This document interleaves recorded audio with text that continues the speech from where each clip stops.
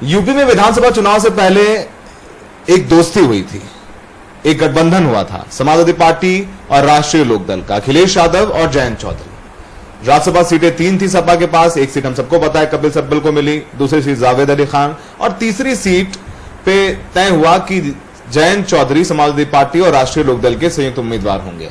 हमारे साथ जयंत चौधरी खुद मौजूद हैं बात करने के लिए। जयंत, बहुत बहुत मुबारकबाद, अब राज्यसभा जा रहे हैं 2014 के बाद, अब रिप्रेजेंटेशन होगा राष्ट्रीय लोकदल का, क्या कहना चाहते हैं?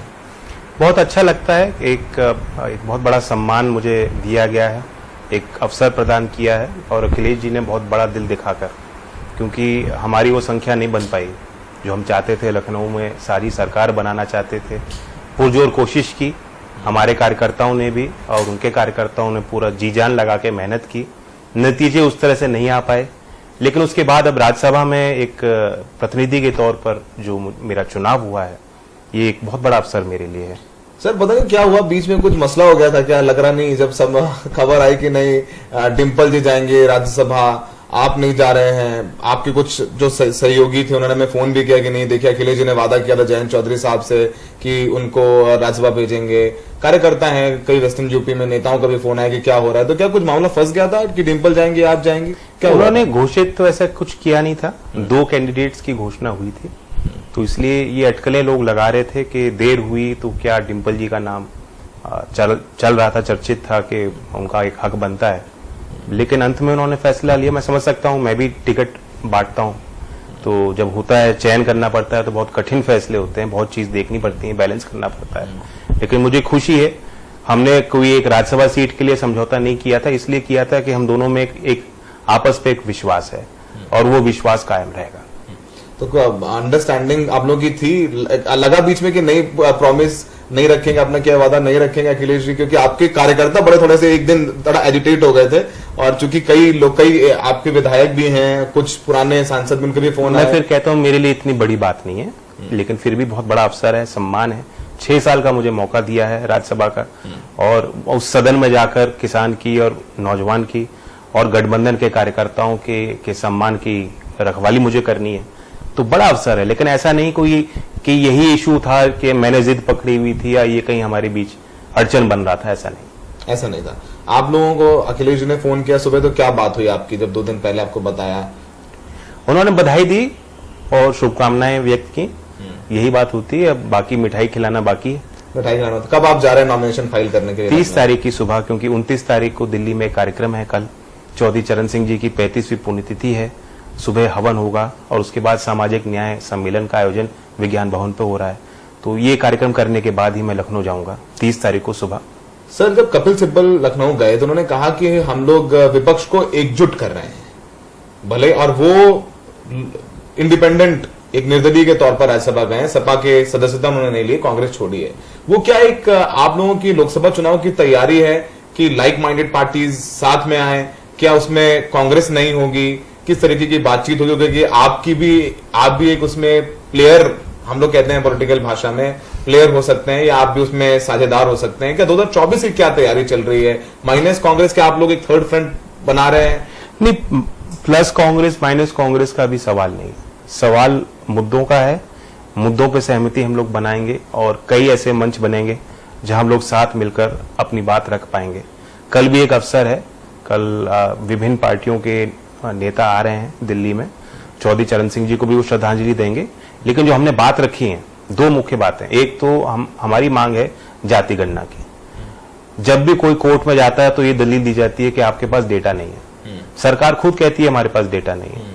खुद बेरोजगारी के सवाल पे जब मोदी जी से सवाल पूछा जाता है, वो कहते थे कि हमारे पास डेटा नहीं है। तो क्यों जब जातियां हैं, उसके आधार पर आरक्षण की व्यवस्था है, संवैधानिक ढांचे में हमारी जिम्मेदारी, सरकार की जिम्मेदारी बनती है कि कुछ ना कुछ अफर्मेटिव एक्शन करें, पॉलिसीज बनाएं, तो हम गिनना क्यों नहीं चाहते? दूसरी बात, एक इक्वल अपॉर्चुनिटी कमीशन जिसका नाम हमने दिया है सामाजिक न्याय आयोग, जिसकी जिम्मेदारी बनेगी कि प्राइवेट सेक्टर में क्या डेटा है, क्या लिंग भेद का असर प्राइवेट सेक्टर पे दिख रहा है, क्या गांव के बच्चों को प्राइवेट सेक्टर में नौकरियां मिल रही हैं, क्या माइनॉरिटीज, ओबीसी और एससी एसटी के बच्चों को बड़े बड़े प्राइवेट बोर्ड्स में मैनेजरियल पोजीशन में गिनती है कि नहीं। तो कई चीजें हैं, उसके बाद नीतियां बनेंगी, उसके बाद एक कार्रवाई हो सकती है। तो ये 2 मांगे हमारी कल हैं और सभी पार्टियां जो विपक्ष में हैं वो सम्मिलित होंगी। तो मेरा कहने का मतलब है कि कई ऐसे अवसर मिलेंगे कि हम लोग साथ मिलकर काम कर सकते हैं। और इसलिए जो कपिल सिब्बल जी ने कहा, जो इशारा उन्होंने दिया, बिल्कुल उचित दिया। सिर्फ किसी को हराने के लिए नहीं, देश को आगे बढ़ाने के लिए हमें गठजोड़ बनाने पड़ेंगे, नई संभावनाएं तलाशनी पड़ेंगी। सर, अब आप लोगों की क्या तैयारी है? जैसे कह रहे हैं नई संभावनाएं तलाशने की बात की आपने, सामाजिक न्याय की बात की, जातिगत जनगणना की बात की। 2024 का रास्ता कैसे देखते हैं? क्योंकि अब अगला चुनाव है, अब आप राज्यसभा में हैं, तो अब कौन होगा उम्मीदवार? बहुत पहले सवाल ये पूछ रहे हैं हम आपसे। विश्वनाथ बागपत से लड़े थे और तब अजीत साहब भी थे, वो मुजफ्फरनगर से लड़े थे। अब कौन होगा वहां पर लोकसभा लड़ने वाला? क्योंकि आपकी फैमिली की एक लेगेसी है, तो लोकसभा चुनाव कौन लड़ेगा? और ये तमाम अब सवाल लोगों के जहन में भी हैं कि आप, जब मैं आ रहा था यहाँ पे कुछ लोगों से बात, उन्होंने पूछा कि अब लोकसभा कौन लड़ेगा पश्चिमी उत्तर प्रदेश में, तो तमाम ये सवाल लोगों के जहन में हैं। बहुत काबिल लोग हैं हमारे गठबंधन के रैंक्स में, बहुत अच्छे लोग हैं जो काम कर रहे हैं, जमीनी लोग हैं। और ये चुनाव का फैसला हम लेंगे जनता के बीच जाने के बाद। राज्यसभा का जैसे ही चुनाव हो जाता है, मैं जनता के बीच जाऊंगा और भ्रमण करूंगा, लोगों की जो मुश्किलें हैं उसे समझने की और बेहतर कोशिश करूंगा, और वहीं से ये सारी बातों का जो है उपाय, जो उत्तर है, वहीं से निकलेगा। बड़ा ही थोड़ा सा एक पॉलिटिकल सवाल है जैन जी आपसे, और कभी आप घबराते नहीं सवालों से। बहुत लोग ये कह रहे थे जब राज्यसभा चुनाव की बात आ रही थी, और कुछ लोगों ने एडवाइस भी किया होगा अखिलेश जी को, मुझे ऐसा लगता है कि नहीं, जैन जी चले जाएंगे, आप उनको राष्ट्रीय लोकदल के सिंबल पे भेजोगे राज्यसभा। अब राष्ट्रीय लोकदल के सिंबल पे ही जा रहे हैं, सब आपको समर्थन कर रही है, तो जैन जी फिर चले जाएंगे बीजेपी के साथ। क्यों ये बार बार विधानसभा चुनाव से पहले के जैन जी बीजेपी के साथ चले जाएंगे, राज्यसभा के समय भी जैन जी बीजेपी के साथ चले जाएंगे, क्यों ये चर्चा शुरू हो जाती है? ये लोग अपना तड़का लगाते हैं, अपना हिसाब बैठाते हैं, जो लोग मुझे नहीं जानते। और मैं जिस वैचारिक दृष्टिकोण को लेकर राजनीति में सक्रिय रहा हूं, पिछले इतने सालों से हम लोग विपक्ष में आए, कोई आफत नहीं आई, लगातार उसी रास्ते पे हम चलते आए। तो जो मुझे अच्छी तरह जानते हैं वो इस तरह के सवाल नहीं करेंगे। नहीं, बीजेपी चूंकि आपको अक्सर चुनाव से पहले, विधानसभा चुनाव से पहले, कि मैं जानता हूं आपसे संपर्क किया कि आप आ जाइए, आप नहीं गए अलग बात है, आपके पास ये ऑफर्स आते रहते होंगे, तो शायद ये चर्चा करते हैं लोग। वचनबद्धता राजनीति में एक संकल्प होता है और सबसे बड़ा संस्कार होता है नेतृत्व में, लीडर में। ये आज जनता यही तलाश रही है कि ऐसा लीडर मिल जाए जिस पे हम भरोसा कर पाए। और इसलिए मैं, क्योंकि आपने सवाल पूछा है, मुझ पे जिन लोगों ने फेथ दिखाया, गठबंधन को मजबूत किया, सिर्फ इसलिए क्योंकि लगातार सांप्रदायिकता के खिलाफ हम लोग खड़े रहे। किसान विरोधी नीति सरकार कितनी ताकतवर क्यों ना हो बीजेपी की, जहां उन्होंने गलत फैसला लिया, सबसे पहले हम सड़क पे आए, हमने विरोध किया। तो उस विश्वास के साथ जिन लोगों ने हमें मौका दिया है, हम धोखा नहीं देंगे।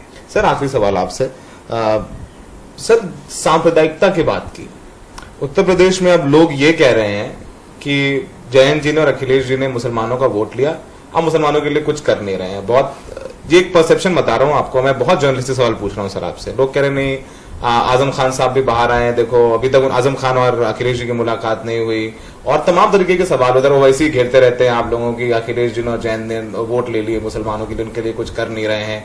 और ये सच बात है कि मुसलमानों ने एक तरफा आप लोगों को वोट किया इस बार? नहीं, बिल्कुल उन्होंने वोट किया। असुरक्षा की भावना एक है और एक दबाव की राजनीति बीजेपी करना चाह रही है। जो बुलडोजर की शैली उन्होंने चला रखी है, धमकियां देते हैं लगातार, जबकि ऐसा नहीं है। संवैधानिक जिम्मेदारी सरकार की बनती है कि खास तौर से अल्पसंख्यक पर भी उनको सरकारी योजनाओं का लाभ उनको मिलना चाहिए, मुख्यधारा में उनको लाना चाहिए। और ये दिखावेबाजी है, क्योंकि हम देखते हैं कि मोदी जी भी कहते हैं सबका साथ, सबका विश्वास और सबका सम्मान हमारी सरकार में रहेगा। वहीं दूसरी ओर आप देखते हैं कि जो बदतमीजियां हो रही हैं, कोई भी गेरवे कपड़े पहन के संत साधु नहीं हो जाता। जिसकी सिद्धि हो, समाज के लिए अच्छे विचार हो, वही गुरु के लायक होते हैं। तो लेकिन आजकल अब ये प्रवचन देना बहुत आसान हो गया है। नए नए लोग उजागर हो रहे हैं जो सिर्फ बदतमीजी की बात करते हैं, भड़काने की बात करते हैं। जहां ऐसी घटनाएं होती हैं, आपने नोट किया होगा, मैं लगातार उस पर वॉच करता हूं, मैं ट्वीट करता हूं। सीतापुर वाले में भी किया। पता नहीं कोई नए साधु आ गए हैं, बोलते ब्रज भाषा है जो प्यार की भाषा है, लेकिन बदतमीजियां कर रहे हैं। मैं नाम नहीं जानता उनका, यंग से है कोई, उनके खिलाफ भी मैंने लगातार सोशल मीडिया पे बोला की बात भी करते। तो हमारी जिम्मेदारी बनती है कि हम प्रखर रहें, बोलें, इसका विरोध करें और सरकारी तंत्र पे अपना दबाव बनाएं कि कोई भी पक्षपात ना हो। ठीक है, तो जैन जी से हमने बात की, सवाल सारे थे, और वो शुक्रगुजार है अखिलेश यादव के कि उनको राज्यसभा भेजा जा रहा है और ये दोस्ती मजबूत है। अब लोकसभा में इसके क्या नतीजे होंगे, इस पर हम लोग विश्लेषण करते रहेंगे, सवाल भी पूछते रहेंगे। फिलहाल ये गठबंधन मजबूत हुआ है। अब जनता को फैसला करना है कि उनको ये गठबंधन लोकसभा में पसंद आता है या नहीं। सहयोगी अशोक महाले के साथ दिल्ली से सौरभ शुक्ला, एनडीटीवी इंडिया।